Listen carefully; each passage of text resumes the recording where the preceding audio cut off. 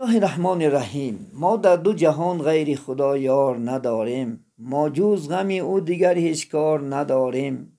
ما درختی پر میوه از توحید، هر رهگذر سنگ زند آر نداریم. انشاءالله خدا خواهد.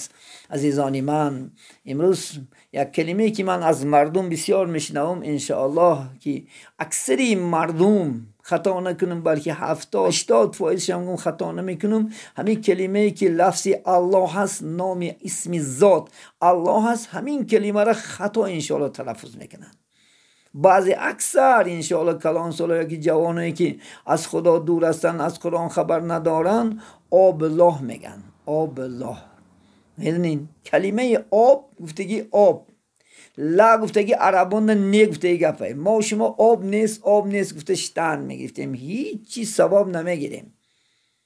حتی اینکه بینین که ما اگر کلمه الله گویم با اگر انشاءالله خدا خود یادش کنیم، در کتاب مطالعه کردم سوال پیدا میشه که آیا خدا باشد؟ میگفته که سوال پیدا میشه. ببینید شبهه که ما و شما الله خدا خود بیاد، گرچه ما و شما اعتقاد به الله بزرگ است، لیکن اسم ذات الله هست. آخه نام شما را یک کس گیم که عبدالقادر ناشد عبدالقدیر ملک باشی پلیکت گوه، خیلی انشاءالله انسان در غضب میاد که نام من الله، یا که نام من یعنی عبدالملک بود، یا که ملک بود، یا سلام بود، تو برای چی نام من این سال تروس کردیم که در غضب میشیم؟ آیا الله در غضب نمی شود؟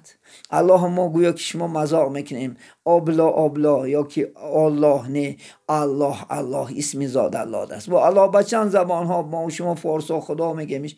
دیگر من برادر ازبک ها تنگریش میگن، یک برادر روس ها مثال باخش میگن و ها کذا. دیگر هر زبان که تی الله یاد میکنیم، لیکن اسم ذات اصلش این الله هست. عزیزان من، برای این آگاه باشین. همیشه الله گویم. الله گفتم میگه خان خوردم، دنیا گفتم فن خوردم. و آخر دعوانا ان الحمدلله رب العالمین.